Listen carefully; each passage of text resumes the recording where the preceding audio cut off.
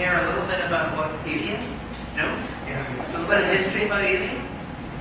Ilya is our presenter, Ilya Goldman. He has been in the internet marketing industry since 1996. That's almost like the beginning of the internet marketing industry. Not quite. He started his own web design and online marketing company in 2001 with the goal of bringing more business into the World Wide Web. Ilya has worked on over 1,000 web projects. His clients include huge organizations such as UBC Press, McGill Press, and the BC Liberal Party, as well as very small companies run by self-employed individuals. Ilya is certified by both Google and Microsoft. He has a wealth of knowledge in web design and online marketing through nearly 2 decades in this field. And in this presentation, you are going to learn a specific step-by-step system to transform your website into a sales-making machine. Let's put our hands together, BBN members and most welcome guests, and give Ilya Goldman. Thank you everybody for coming here. So today I would like to talk about online marketing. It's a huge billion-dollar industry that honestly is quite a bit overwhelming for many businessmen, especially when they try to use it in a simpler way, which is to bring actual clients to the website. So I would like to focus on some simpler things that they can do to get more actual clients through internet. So when we talk about online marketing, internet marketing, First of all, I want to ask you that we should take notes or you can go on team tell us all the slides. so actually, if you can give me business cards later, I'll email you everything that we're going to discuss. Basically, a video of this presentation, right? And also a checklist for your pay-per-click campaign. So you have something to, Thank you. hopefully you get it. Okay? So the internet marketing is a very broad field. It includes a lot of different things. It includes social media, it includes article writing, it includes site optimizations, and it also includes search engine placement. And search engine placement, in my opinion, is still one of the best ways to reach your clients. And today, that's what I'm going to focus on search engine placement, and more specifically, pay-per-click campaigns. So, if I can have everybody please stand up. I know you just settled down. So, if you don't have a business website, please sit down. Okay, good. If you've never done any online marketing, please sit down. Impressive. Okay. If you don't have a current monthly online marketing campaign, please sit down. Okay. And if you're spending less than $500 online on your online marketing, please sit down. Okay. Oh, thank you very much. Yes, almost everybody's down. Okay. So, please give yourself a round of applause for being here. You're going to learn something that hopefully should be very helpful for you in your business or whatever ventures that you're doing, and something that a lot of your competitors might not know, or at least not using it to the full potential. If you have any questions right now, please let me know. I'll make a note and I'll get back to them later in the presentation. How much the stock for Google going up? How much per month? What was that? Stocks. Stocks for Google? You know, I'll have to do a little bit of research on that. Okay. Well, I have a feeling it's probably more now than it was a month ago, but I can't tell you for sure. $200. Okay, when I look for myself on my computer, I always show up on the top. Mm-hmm. But is that true, or is that just because the internet and Google knows my computer and shows me first? Me. Well, it's pretty easy to check yourself on somebody other computer, right? Or you're somewhere on the other place and you pick up your phone and you check yourself. But the thing is, Google does a pretty good job of finding the right information, especially if it's very high specific information. And your page, something like your Facebook page, your LinkedIn page, is what Google feels most of the time is the most appropriate information for you. Okay? So at some point it might be a part of your movie profile, right? If you're gonna appear in a big movie that has a lot of links, that's what might appear there. Okay? But until that happens, you'll probably find your own personal page. So I'd have to get somebody else, either, get somebody No, else. not necessarily outside your computer, but even when you're outside, okay, yeah, you go through a different connection. So Google less likely to know that that's you who's searching for it, okay, unless you logged in it there. And a lot of times people on the smartphones, they don't do that, right? So it's not like they know. You can even check it through your own computer. If you check through a different browser, right, then it will show you slightly different results, but it most likely will still show you as you, right? You still be on the top of the search results. Okay. Actually, I meant to answer those questions in the end, but that's okay. Anybody else has any questions? Just when you show about the 500, do you mean that you should be spending less than 500? No, it was just a question to kind of gauge what level your objective is. Anybody else? Okay. So today I will be talking about search engine and more specifically pay-per-click placement, and also how well those two can work together. There is kind of a notion that pay-per-click and search and SEO are separate, but a lot of things that apply to pay-per-click also apply to SEO, the organic placement. And I'll be talking more about what each one means. There's some sort of a misconception that pay-per-click is too expensive. And pay-per-click is as expensive as you make it. You can set budget to $5 in the month. You can set budget to $1 million a day. It's really whatever you want to spend. That's how expensive it is. Also, it's one of the easiest marketing platforms to monitor. So if you monitor a platform carefully and you see that $10 investment gives you $100 back, you'll be in a great hurry to spend that money. So the focus really shouldn't be on how much you spend, but how much you get out of it. Now, some of you might be wondering why we still talk about search engines when social media is so popular, and it's kind of it's much more hot these days. A lot of people are interested in social media and how they can use to marketing. And the reality with social media that it's extremely time-consuming. It takes a lot of effort with no guarantees to build following and to find the right people to appeal to.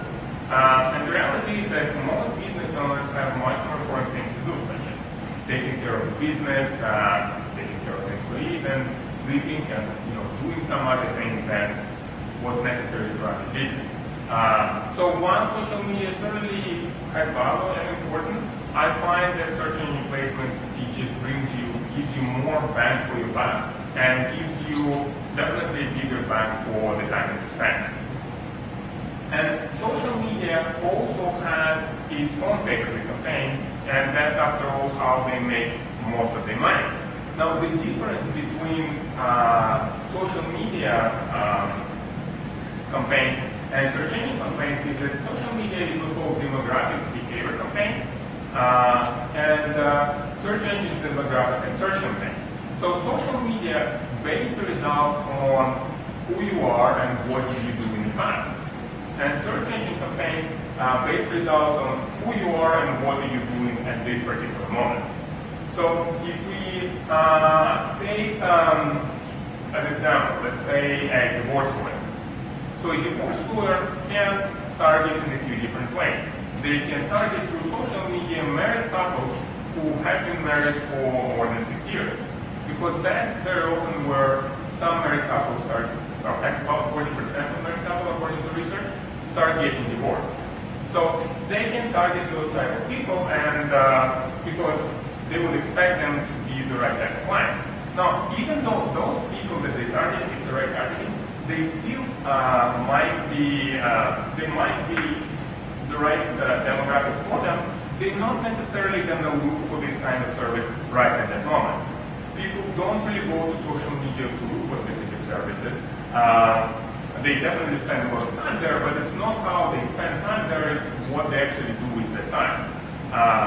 So they can advertise on Facebook in that way, or they can advertise on search engines for something like divorce attorney, divorce lawyer, Uber divorce attorney, and that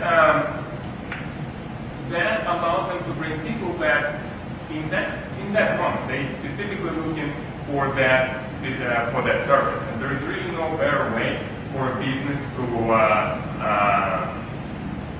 advertise than be right in front of the person who's looking specifically for that service. In the past, we've run, actually quite often we run social media campaigns and search engine placement campaigns for many of our clients. One of them was a local spa. So they had a search engine placement campaign and they had a social media campaign. And for them, search engine placement campaign worked quite a bit better. So they moved whatever money they were spending on social media in the search engine placement. Generally, actually, there are few types of clients that we deal with. Those who don't have a website or do any type of online marketing. Those who have a website and try to do online marketing by themselves. And those who have a website try to do it with another company and were really frustrated with the whole process. So example of the first client was Neil Ginsberg. He came to a company back in 2014. He was working for a while at a big law company and decided to go do it on his own. He's an injury lawyer, so he hired another company to do his website for him, and after a few months he was really frustrated with the whole process. So when he came to us, we used whatever the other company did and pretty much completed his website within days and started to pay for the campaign because, again, it's one of the fastest ways to get clients to the door. He had a pretty decent budget, he thought, about $10,000 a month. For lawyers, however, it's not all that much. They get very big settlements, so they don't mind to pay $50 per click or even more to get actual clients through the website. Luckily, we had experience dealing with other lawyers, so with that $10,000, we were gaining him about $60 per month, and he was making quite a bit of business out of that, so it quickly got him away. The other type of clients that working as those that try to run the online marketing campaign. And even though they might have the best intentions, it's not really much of their focus because the reality is they have other things to do. So marketing is kind of the least priority when you actually have projects to complete. And the guy that we've been working with was a garbage collection company in San Jose. So we started by looking over his campaign and giving him some suggestions on how he can make it more effective, and he ended up having us run his campaign.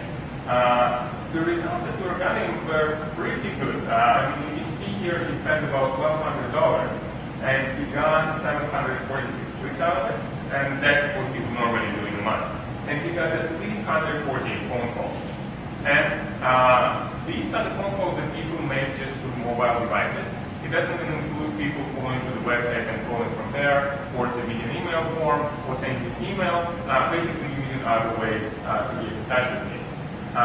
So for him it worked really well. He grew pretty quickly, so eventually he ended up selling his company at a pretty good profit. And the last example was Alan. So Alan had a translation company. It was a pretty big company.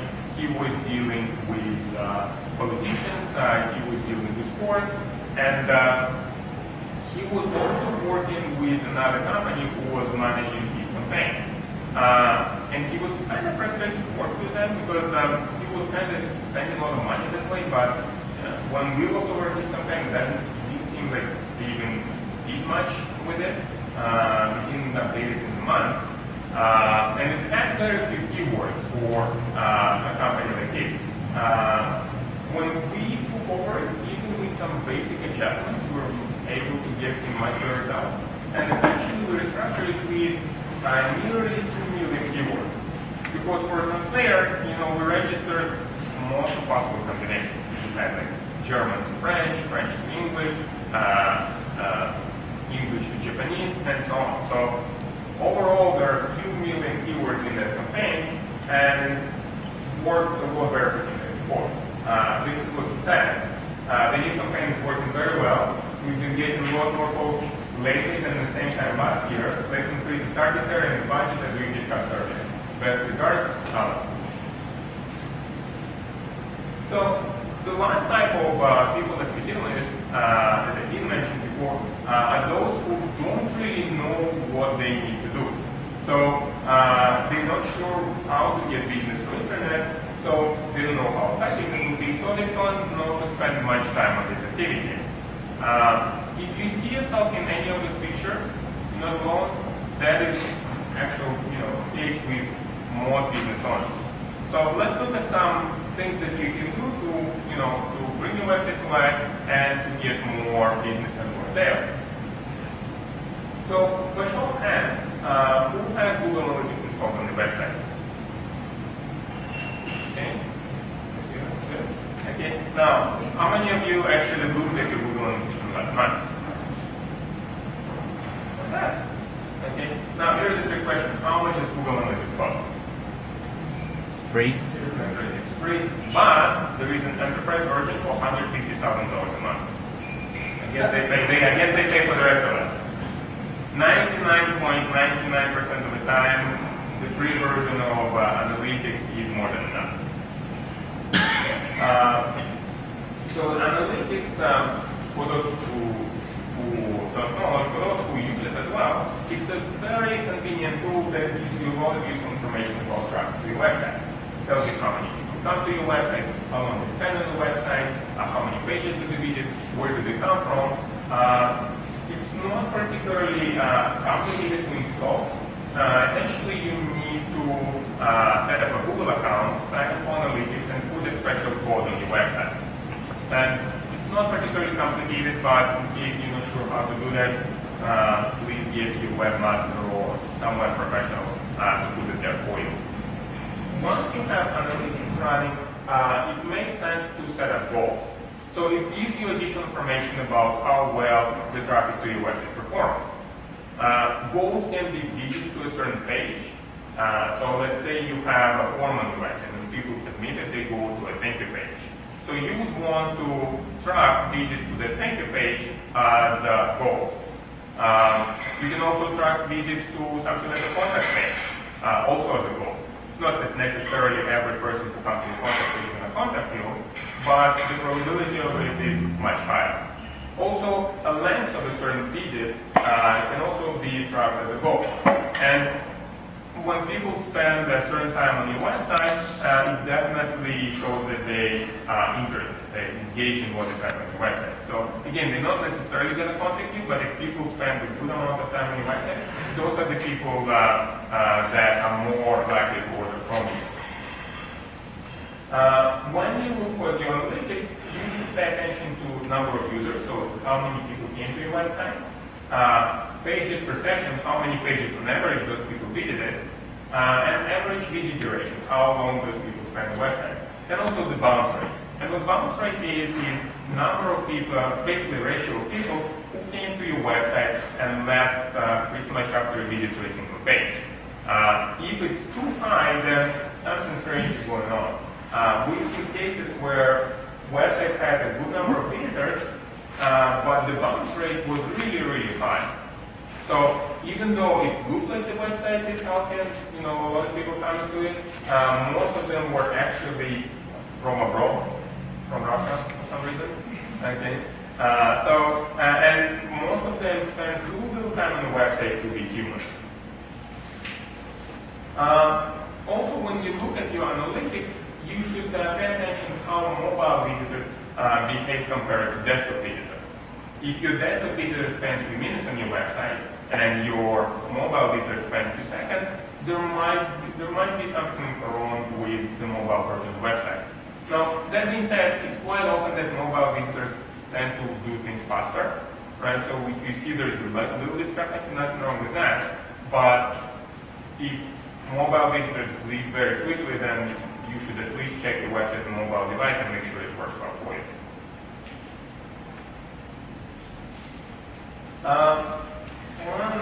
One part of the useful information is obviously where people are coming from. And that can definitely help you to determine where to put your marketing efforts, both online and offline. Even if you don't have time to look over your Google Analytics, it certainly makes sense to put it on your website as it keeps tracking the information. So at some point you want to compare how your traffic performs this year, let's say compared to previous year, or you've done some sort of activity, like you published a blog article, or you posted something on Facebook, or your article appeared in your newspaper. Whatever it is good to see if it actually brought visitors to your website, targeted people to your website. When you look at typical page of search results, on top you see sponsored listings, in the middle you see local listings, and below you see organic listings. With local and organic listings, you have to pursue a search engine that your website is good enough to appear there. With sponsored listings, you essentially buy that placement. It's very important to be on the first page of the results. According to WordStream, I believe about more than 70% of clicks occur on the first page. Only 4% of clicks occur on the second page, and it pretty much gets really low from there. So if your website is not on the first page of the results, then it really doesn't matter. Now there are some people that saying, I never click on sponsored listings. It never. It doesn't really, it doesn't matter. But according to the research, nearly 65% of the clicks with high commercial intent, and those are the keywords that for which you want to be found on.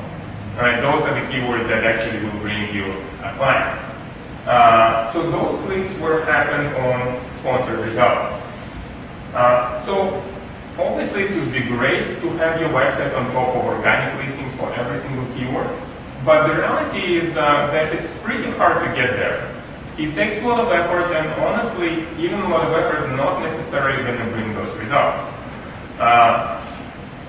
So that's why sponsored campaign is one of the most effective, and probably definitely most of the time efficient way to get where your potential clients looking for you. Now, what can happen with pay-per-click listings is, and the reason a lot of people skip them, is that they can appear for essentially for own keywords. So, for example, if somebody registered a keyword like a plumber, and they registered it everywhere in DC. So whenever anybody searches for anything plumber related, they ad will appear. And it's not very effective way to show the advertisement, right? So you can see, for example, somebody could search for sewer plumber, and there is Vancouver is mentioned in the ad. Okay, plumber in Vancouver, and then the others that mentioned here actually mentioned Michael Reach. So this is not a very targeted ad. A lot of people are going to skip it. You might still get business out of it, but it can be made much better. Pretty much how effective is your marketing depends on how good your campaign is at targeting the right people. So to set up Adwords, you need to go to Google Adwords page, and you have a choice between Adwords and Adwords Express. Now, Adwords Express is a simplified version of Adwords that makes it a bit easier for you to set up campaign. It gives too much control to Google. It decides where to put you, often what kind of keywords to register for you, how to display your ad. So it's pretty good at spending your money. Not so much, but it's not as effective as if you were to run the campaign yourself. So Adwords, Adwords Express is a bit more complicated, but gives you a lot more control. So I would highly recommend to go with Adwords and not use Adwords Express. You definitely need to do proper targeting. And that's where the pay-per-click campaigns give you a lot of tools to target specifically who you want, who is the most likely to order from you.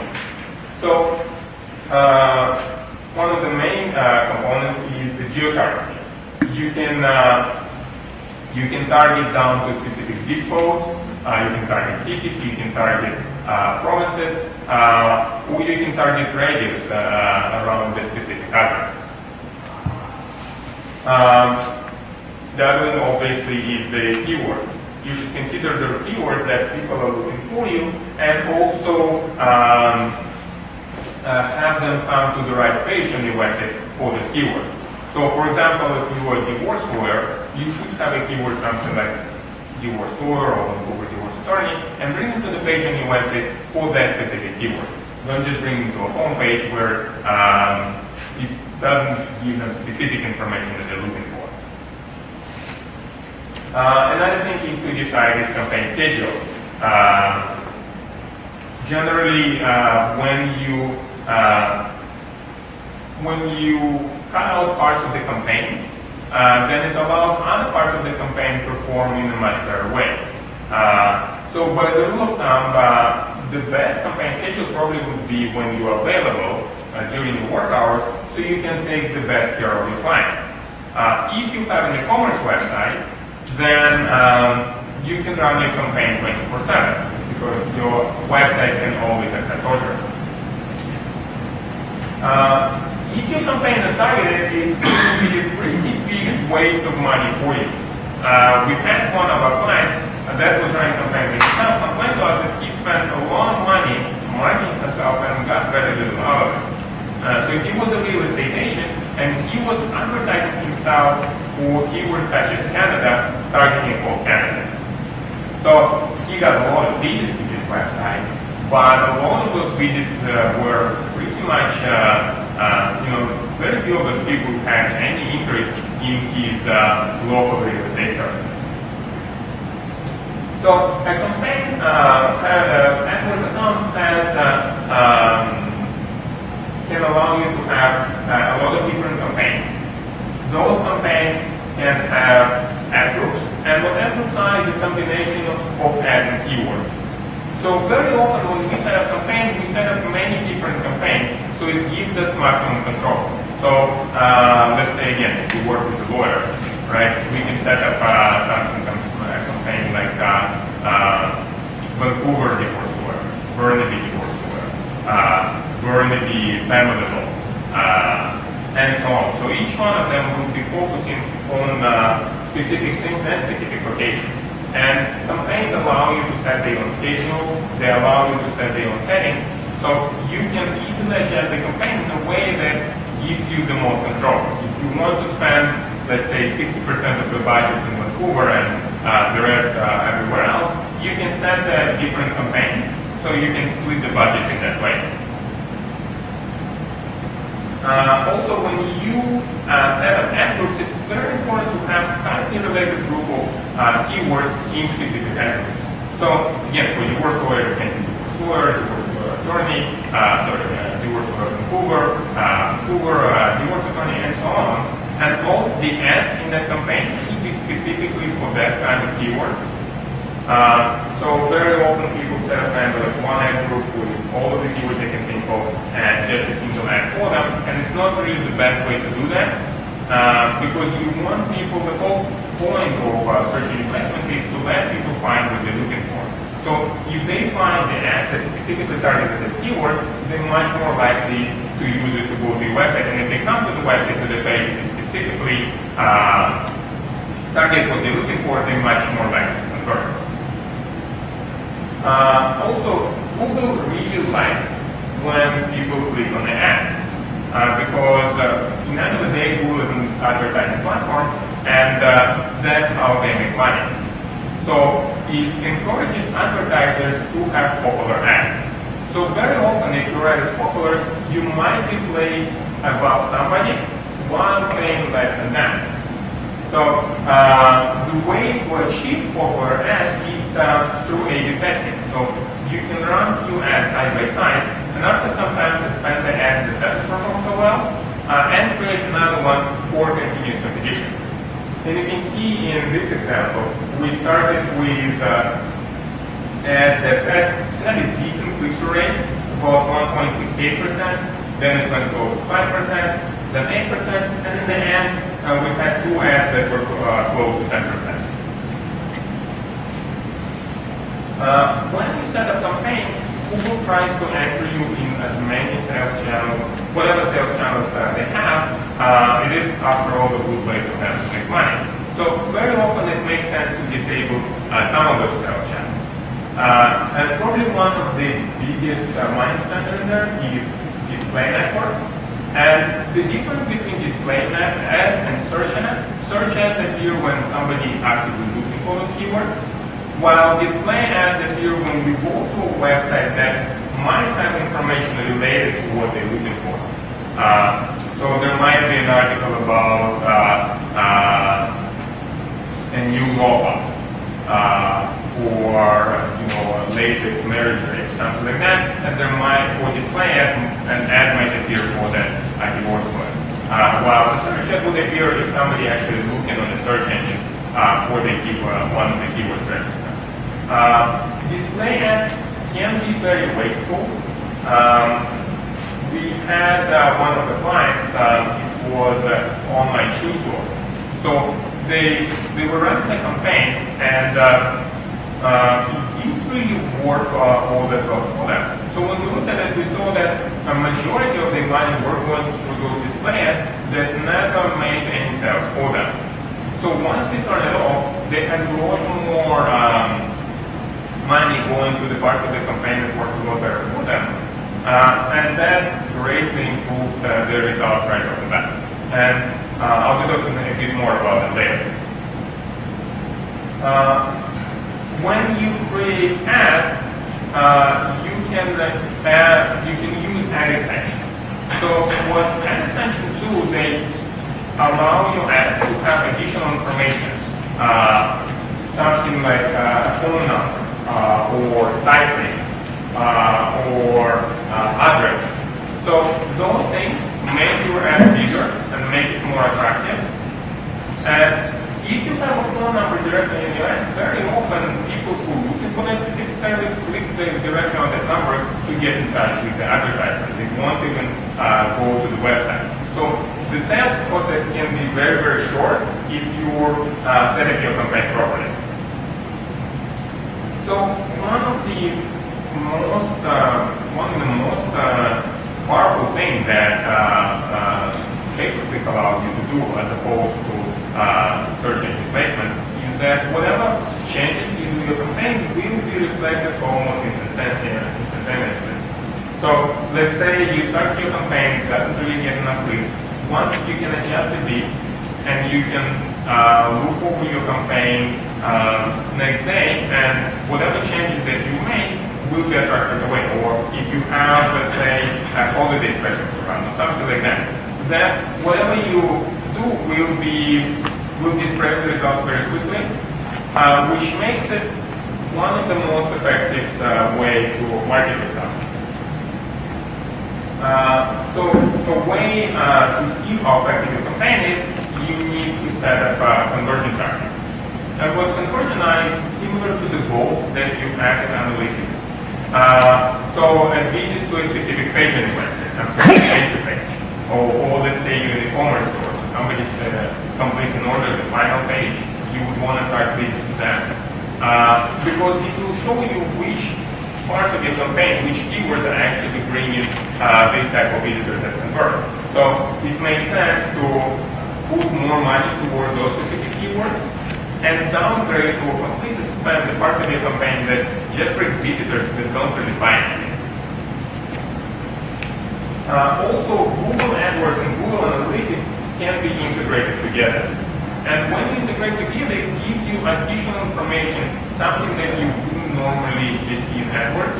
For example, how long people spend on the website for that specific keyword, what's the bounce rate, the number of pages visited.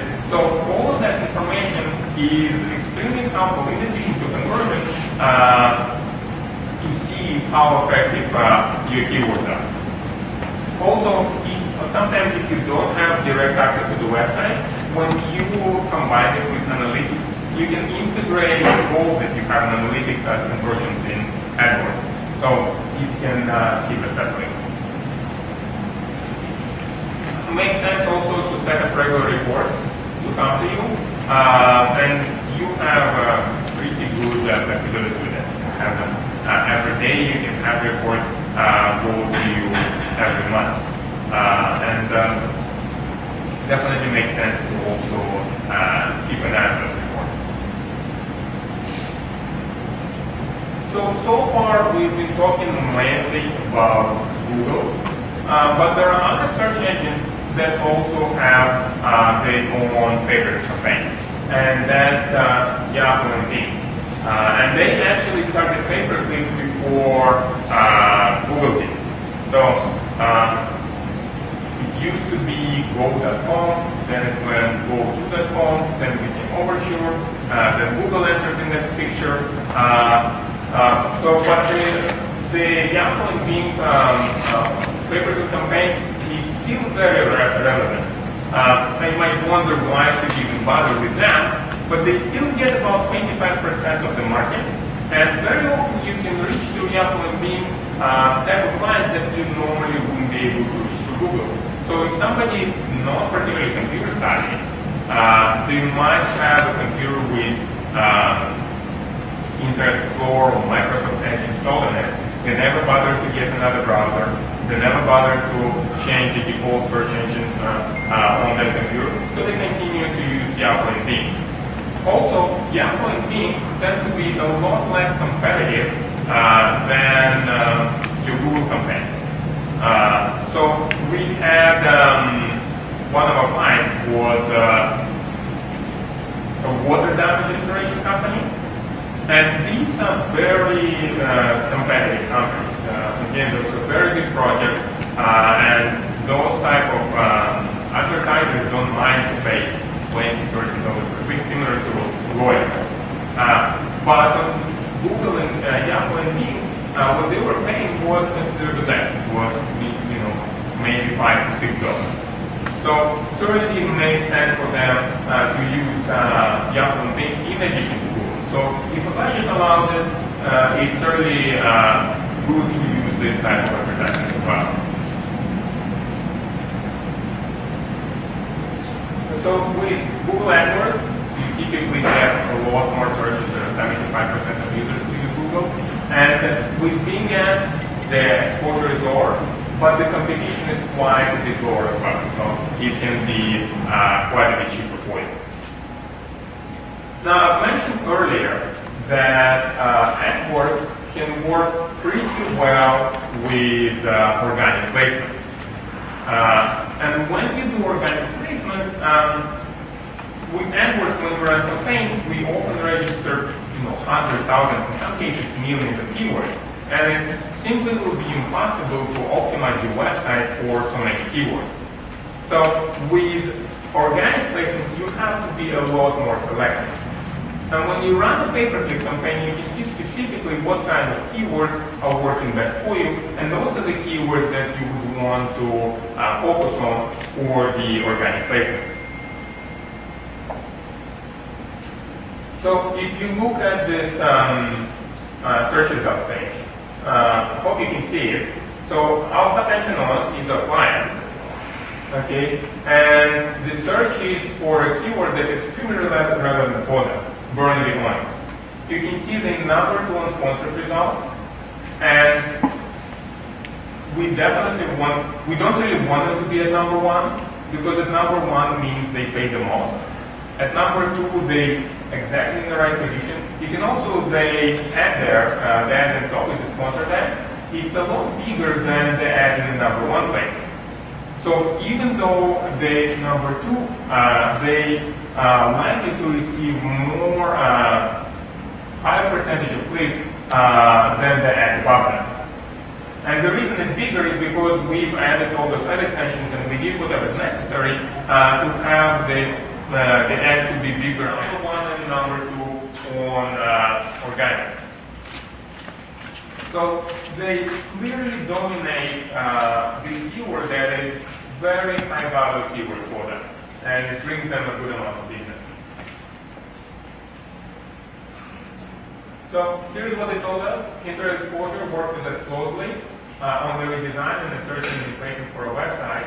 She couldn't have been more thrilled with our new site, and the top search engine placement has been extremely helpful for our business.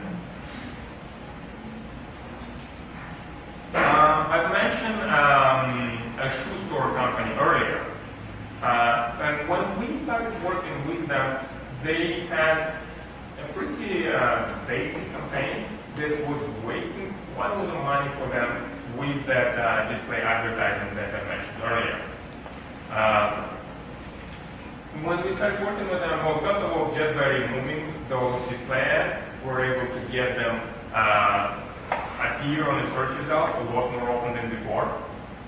And later, we completely restructured them with keywords that were very closely related to the products that they were selling, so specific brand keywords. And you can see the blue line is the number of clicks they've been receiving. And you can clearly see the point when we started working with them, and that's orange line, the number of actual purchases they started to get through the website. So you can see the blue line, the number of clicks didn't really change, but the effectiveness of these clicks grew hugely. Okay, and they told us at the time Sunday things have changed, our sales really increased. When they Google search for a brand, we are back to number 2 spot. We broke records on Sunday for the most sales in a day.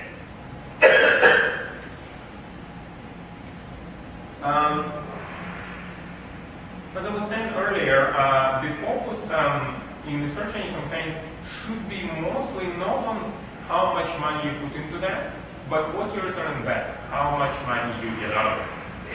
And the return on investment gives us a formula: total revenue minus total cost, divided by total cost, multiplied by 100%. And in order to know your total revenue, you need to know your average value of your client. So how many of you can, tell me the average value of the clients? Anybody? Nobody knows the value of the clients? So I guess in your case, when people do find you, well, in your case it's a little bit different, right? But let's say you're a business and you sell a specific service, right? That if that's the only thing you sell to them, then I guess that's your lifetime value of the client. But let's say you provide an ongoing service for them.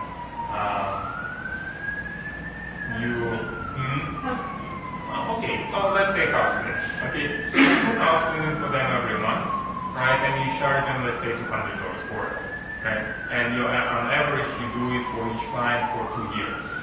So all of a sudden, every client, on average, start to give you 200 by 12 multiplied by 2. Okay, 4,800. Okay, we'll go there. Okay, so that would be the average value of the client. Okay, so in this particular example, we're working with a driving academy. So they spend about $500 a month on the online advertisement, and they get roughly 20 calls out there. They usually get about 10 clients from those 20 calls, so about half the people actually buy their services. And these services go start from about $650 per month. So even with conservative estimates, that's going to be the average lifetime value per client, $650. So using this calculation, you can see that from the investment of $500, they get the ROI essentially is 1,200%. So definitely a very good return on the investment for the service that they do.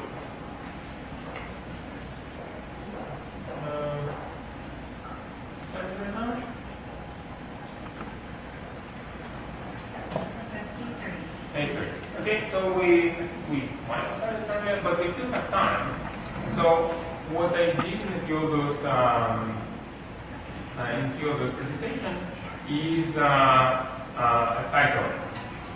Okay, so I can look at your website and give you some helpful suggestions on how you can make some minor adjustments to make it more effective. Anybody want me to look at the website? Okay, sure. What's your website? Sure. There you go.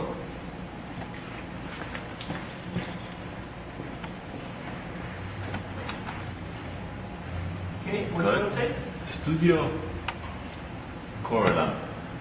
Studio Corolla. C-O. C-O-L-L. Yeah. am.com. AM.com. Yeah.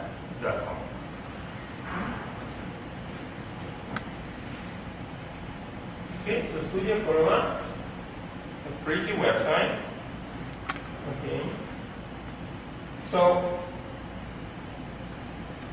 just by looking at this website, okay, so we don't know enough about your business. Okay, just by looking at this website, who can tell me what's the nature of this business? He collects vinyl records. Okay, I think maybe you produce music. What doesn't the scroller work? The scroller? Not right now. Yeah.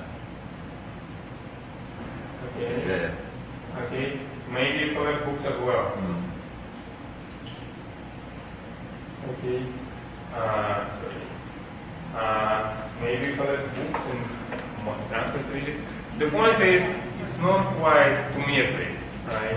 It's not quite clear the nature of your business, right? When people come to the website, either with text, it should be like something like a minimal text, or with images, it should be very clear to them what it is that you do. So, what does your studio do? We design and manufacture furniture.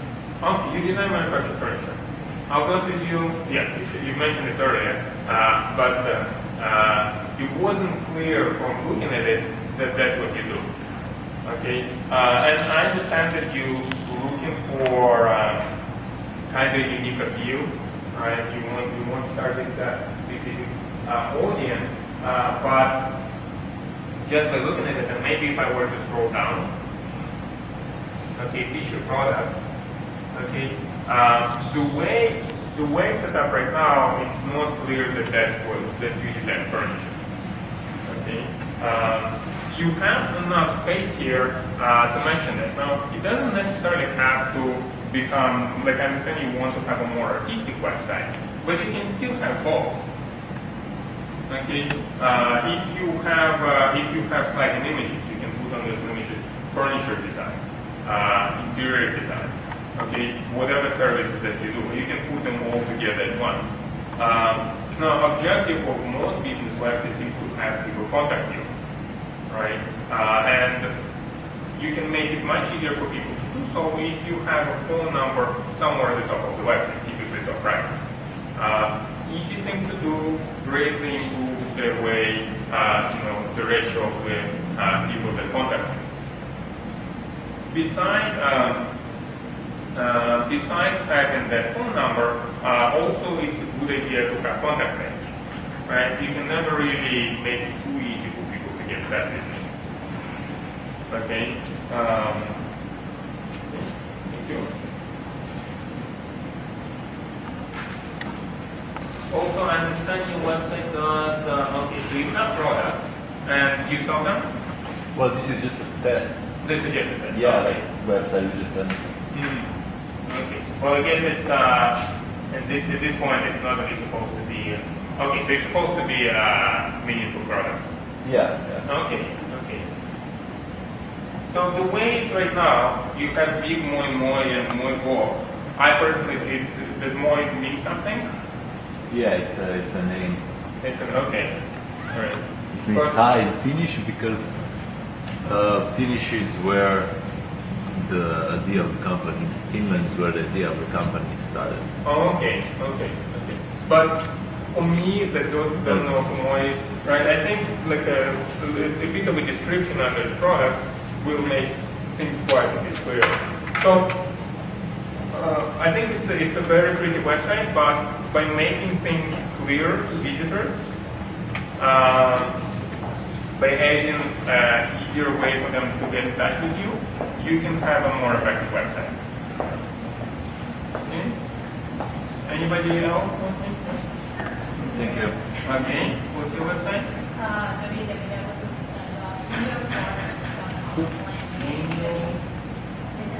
Linda.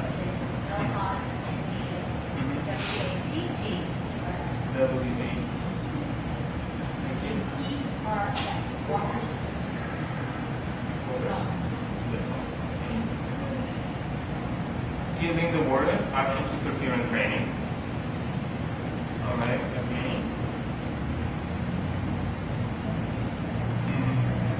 What's that? Doesn't actually say an actor. No, yeah. Well, there you go. It doesn't say, well, it does say actress and superhero training. Okay. Now, you actress and superhero, and in your case, do you want people to get in touch with you? To me, right? Okay. So for you, So I've got some filters on getting. Right. Because it's high stalking. Oh, okay. So for you, it is, well, I mean, you still have a phone number on the website, Yeah. right? So what would be good is to have a certain call on action there, okay? So a call on action in your case can be to contact, get into your movie production, right? Or View my network. what that? No.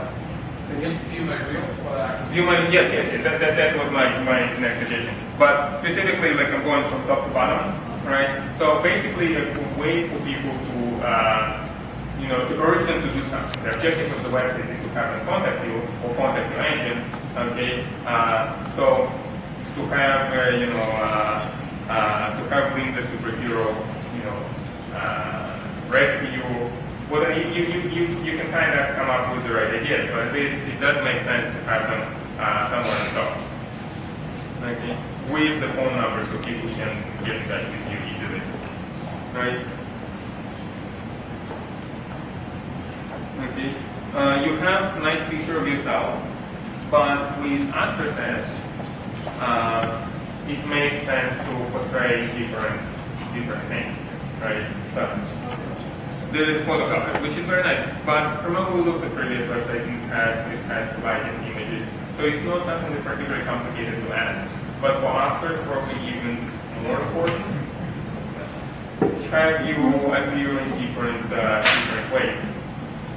Right? Even when you give away your portfolio, right? Normally they want you in many different places. So if you have you should already have, you probably already have that portfolio with different pictures. So when it's Now, should that be the front page? Because I photo gallery lost separate page. I'm saying this particular picture is just to change different pictures. Okay. So. Oh, I see. Okay. Okay.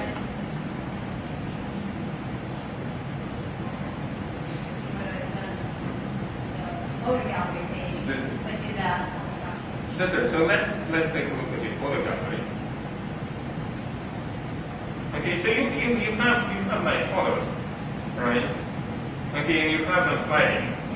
Okay, so makes sense just to do some of those sliding photos directly on the home page. Okay, so you need gallery as well. Video reel, I think for an actress is a big deal.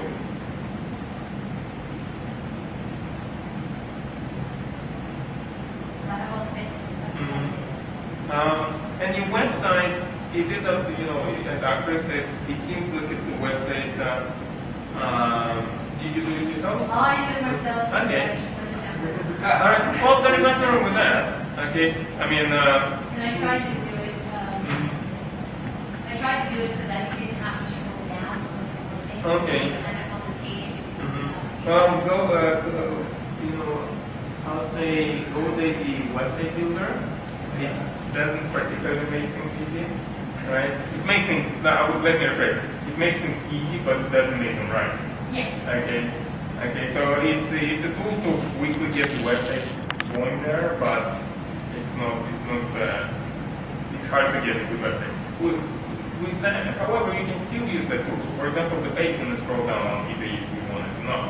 Yeah. Okay. And you have a page about us. Why not add some of your pictures there, right? Most of the time, if people go that far, they only see more of you.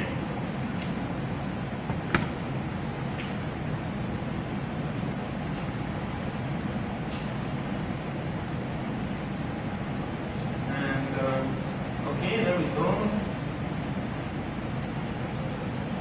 Yeah, and you have a lot of nice pictures, so I think it just makes sense to take more advantage of that.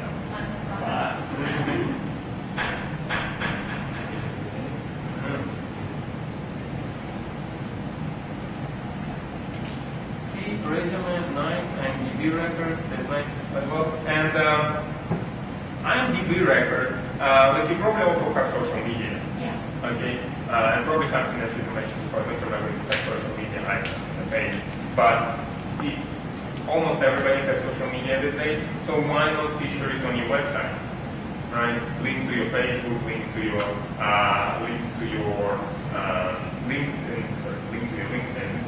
link to your YouTube, as what a lot of people expect from actors. Okay, and possibly a video page if you have some videos to show there, and also a link to IMDb because it's sort of your social media. Put it somewhere on the header. So if you have extra, like this is empty space and it's kind of the most visible space. Okay. So if you look at most websites, that's where they would have it. Okay. And I'm not sure if the website is mobile friendly. It doesn't auto adjust, but GoDaddy sometimes makes its own mobile version. Yeah, it looks like Android phone. Okay.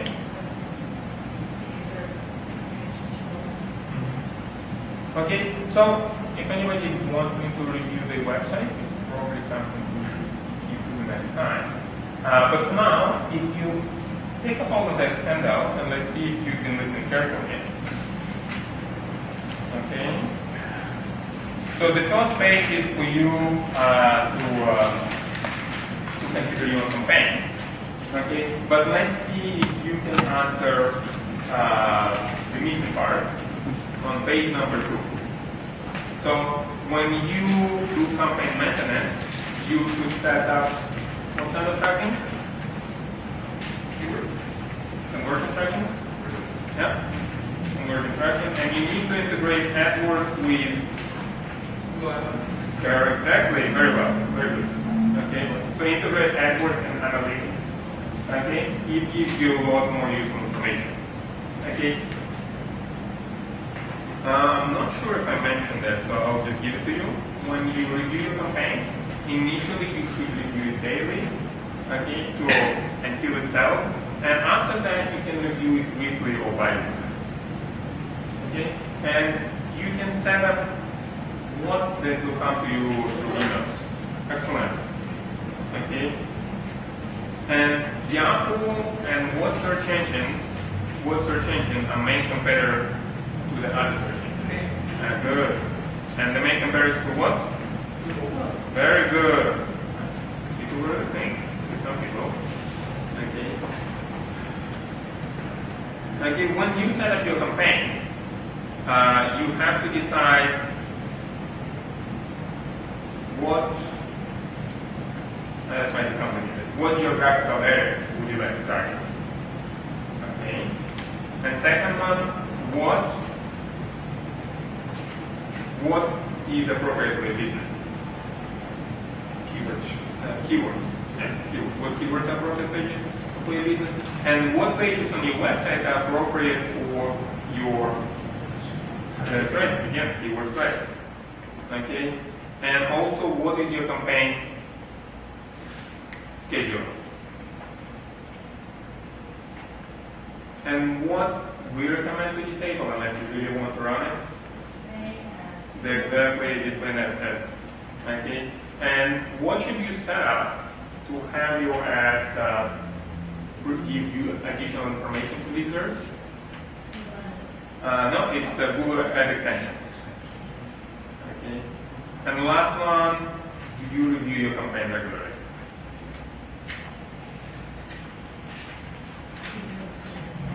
Wow. I should put it in this way. Okay, so if you'd like me to do an audit of your website or online marketing or whatever else you have going, please complete this form. Also, I would appreciate your opinion about this presentation and maybe some ideas on if you on what you'd like to go next time. So for that, please complete the last page. So I hope you enjoyed it. I hope you've learned something. I hope you use it and bring your business to the next level. I would appreciate if you could tell me if you know anybody that runs their own online marketing campaign. So we can look it over and give them some useful suggestions. Also, as I mentioned earlier, Google gives a special credit for charities and nonprofits for up to $10,000 a month to advertise on Google, which can be a huge boost for them. So we help a lot of those charities and nonprofits to make the best use of it. Do you still, sorry, verify, do you guys still need to pay a fee to set up and maintain it? I'd say it depends on what kind of organization. Yeah, it depends on what kind of organization. Yeah, that's like, Yeah. I'm still interested. Mm-hmm. Yeah, like either way, probably good for them to know that is there. And like I said, in some cases we actually don't charge them. I got you. So yes, thank you very much. If you want to receive a video of this presentation, the DA was so nice to record over there. Thank you, DA. I've got it for you, Ilya. Okay, thank you. And if you'd like to get a checklist on what you need to do when you start start your campaign, please give me a business card so I can send it to you. All right. Any questions? Yeah, okay. So is that true that Google works like if you give more money for each click, Mm-hmm. and then somebody uses more and costs more and more and more, and then if somebody drops the amount of money for each click, then the price goes down. So the way it works is it's essentially, it kind of works that way, but there are more things that work. So every time ad appears on Google search result, it's a result of an auction. Okay, so that auction depends on the number of advertisers putting specific money to appear there. Also, Google sets its own limits. For example, nobody advertises for a specific keyword, but Google sets a limit of, let's say, $2 for you to bid in order for your ad to appear there.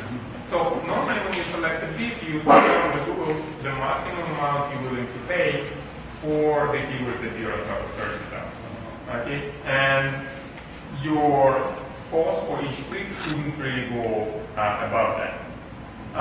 One thing I should mention, a big mistake that a lot of amateur advertisers make is that they want to be at the top of everything at all times. And it's simply not the most effective way to run the campaign. If, let's say, number 1 position costs you $10, and number 3 position costs you something like $2, right? You get a lot more clicks by being at number 5 position, number 3 position, than at number 1 position, right? So as long as there is enough impressions and so you can still get enough clicks from that number 3 position, it doesn't make sense for you to try to be as high as possible. Okay. That's right. That's Australia, like $7 well, in US, they have. We're down 50 cents, and then everything goes down. That's right. In US, That's the market. yeah. It goes down, and then everything cheaper. And very often what happens, you have a lower bid, So all those people who had the highest bid, they kind of run out of steam in the morning, Yeah. and you can start Using getting, up all the money. exactly, you can start getting 20 quick later in the day. Kitchen and all those things. Uh, 16 years. Ilya, on behalf of UBN, we thank you. Thank you.